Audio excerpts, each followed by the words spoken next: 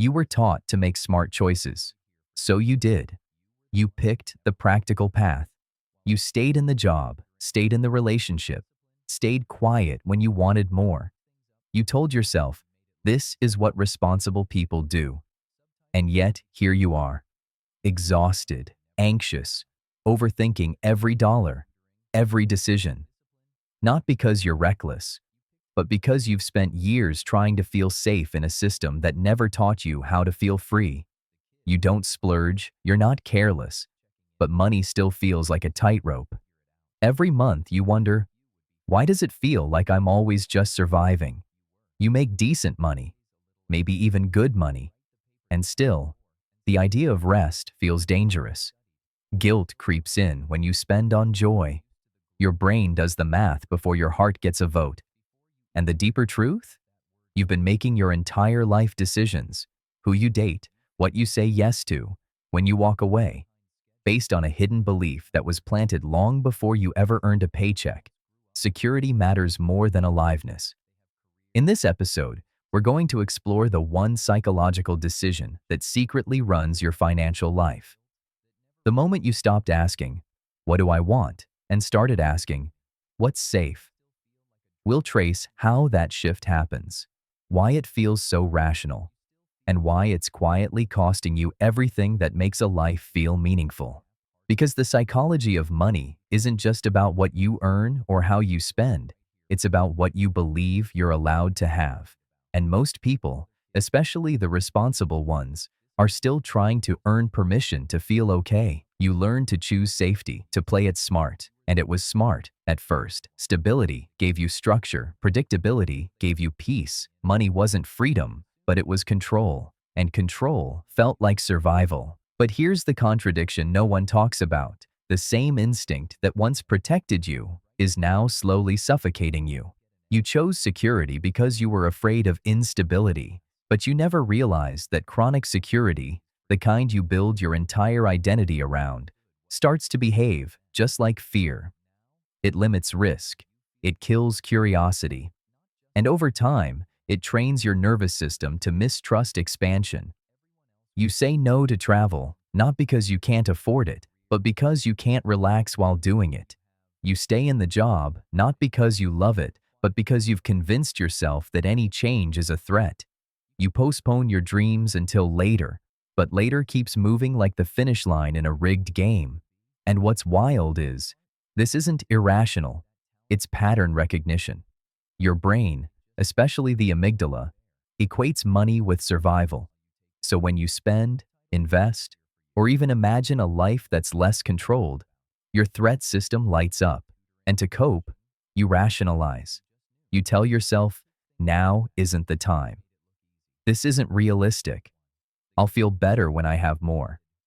But that more never comes.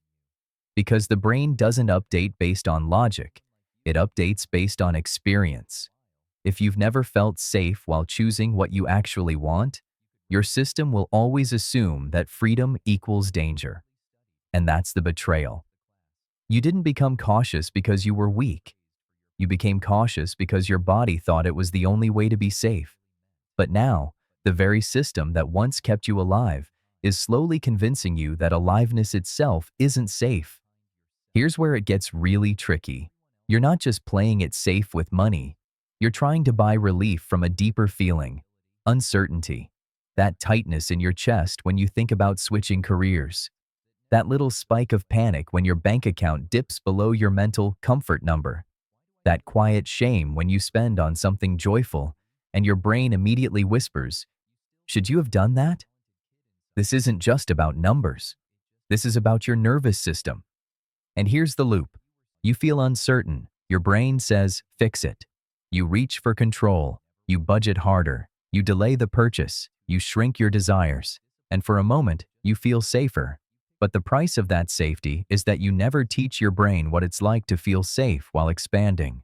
So now, every time you try to do something new, start a business, move cities, take time off, invest in yourself, your body freaks out. Not because it's bad, because it's unfamiliar. Psychologists call this emotional prediction error.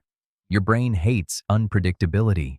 It would rather feel bad and certain than feel good and uncertain. It's why someone will stay in a job they hate for 10 years. Why they'll say, "I'll rest when I retire," while burning out at 34. Why they'll wait until they have enough, but never define what enough even means. You're not lazy. You're not broken. You're just stuck in a loop that rewards short-term calm over long-term change. Because every time you choose control instead of trust, your brain thinks you did something right. And over time, that loop trains you to shrink your life in exchange for a little bit of momentary relief. Until one day, you wake up with a full bank account and a life that doesn't feel like yours. And maybe now you're starting to realize something. It's not just that you chose safety over freedom. It's that no one ever showed you what freedom could feel like, without punishment, without fear, without guilt. You didn't settle because you lacked ambition. You settled because you thought your desires were dangerous.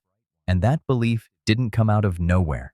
You were shaped by environments that rewarded self-denial, families that praised sacrifice, cultures that told you stability was the same as success, even if that stability came at the cost of your soul. So of course you learned to shrink. You learned to silence your wants before they could become needs. You learned that dreaming too big made people uncomfortable. You learned that emotional peace had to be earned, not felt. And here's the quiet tragedy. The more responsible you became, the more you lost access to the part of you that trusted life could be generous. Because somewhere along the way, responsibility stopped being your anchor and quietly turned into your leash. This isn't a character flaw. This is a nervous system shaped by fear, masked as logic. You were doing what you thought you had to do: stay in control, avoid risk, protect yourself from chaos.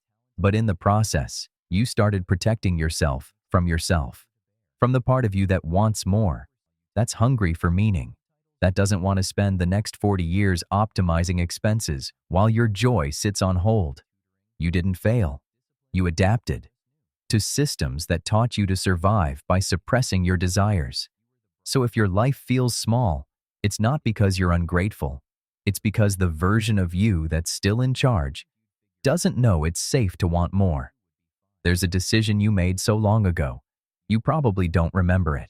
No contract, no ceremony, just a quiet moment, or maybe 1,000 of them, where fear knocked and you answered by closing the door on yourself. You didn't say, "I choose security over freedom." It didn't sound that clear. It sounded more like, "Be careful. Don't be stupid. You can't afford to fall apart." And so you didn't. You became reliable, smart, measured.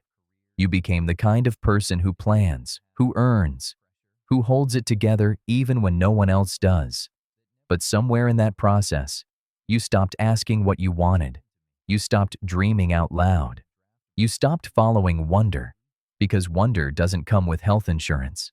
And now you have a life that works, but only as long as you don't look too closely at what it's missing. Because the truth is, security made you safe, but it also made you disappear. It's subtle. You still laugh. You still show up. But deep down, you know, there are entire parts of you that haven't seen daylight in years. The version of you who used to follow sparks, who used to be spontaneous, who used to say yes before checking the consequences. She didn't die. She just got buried under all the layers of what if. What if it fails? What if they judge me? What if I lose everything? But here's the part no one talks about. What if you never come back to yourself? What if the price of always being safe is never really being alive? What if you get to the end of all this, with a retirement account, a paid-off car, a well-maintained reputation, and realize you never actually lived the life that wanted to come through you? That's the cost no one puts in the budget, the cost of not choosing freedom. And no, freedom doesn't mean recklessness. It doesn't mean walking into chaos blind. It means learning to stand inside uncertainty and not run. It means letting your desires be part of the conversation, not just your fears. It means making room for joy, even when the numbers don't fully make sense yet. It means choosing yourself, not as a reward, but as a right. This is the fork in the road. and no one can choose for you. But maybe, just maybe, the life you want isn't waiting at the end of a perfectly executed plan. Maybe it's waiting for you to stop asking, "What will keep me safe?" and start asking, "What will make me free?" Here's the shift that changes everything. Stop asking, "What should I do with my money today?" Start asking, "What kind of system would give me more freedom tomorrow?" Because this isn't just about spending. It's about designing a life that isn't built on constant trade-offs between safety and self. That means stepping out of daily survival mode, the endless micro-decisions, the budgeting apps, the guilt over lattes, and beginning to architect a life where the system itself makes space for what matters. Freedom doesn't mean chaos. It means strategy that serves desire. You can still track your finances, but track the right thing. Not just how much you saved, but how much more optionality you created. Not just what you earned, but what that income unlocked. This is the difference between thinking tactically and thinking like a builder. Tactical says, "Let me cut back so I feel more in control." Strategic asks, "What would I need to build so I could take a month off next year and not panic?" Tactical says, "How do I spend less today?" Strategic asks, "What kind of life would make me feel rich even before I get rich?" And here's the truth most people miss. Strategic thinking isn't just for entrepreneurs.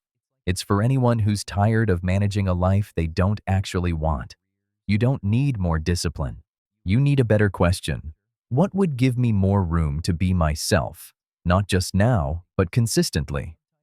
And once you start asking that, your career decisions change. Your time boundaries change.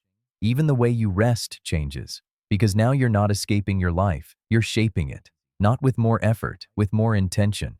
And when your system starts serving you instead of the other way around, you don't just feel freer. You become someone who knows how to create freedom on purpose. This is where it starts. Not with a breakthrough, not with a bank balance, but with a quiet moment, like this one, where something inside you shifts, where your body hears, maybe for the first time. It's okay to want more. You're allowed to live differently. That permission, it doesn't come from a paycheck or a plan. It comes from you. And the truth is, you've always had it.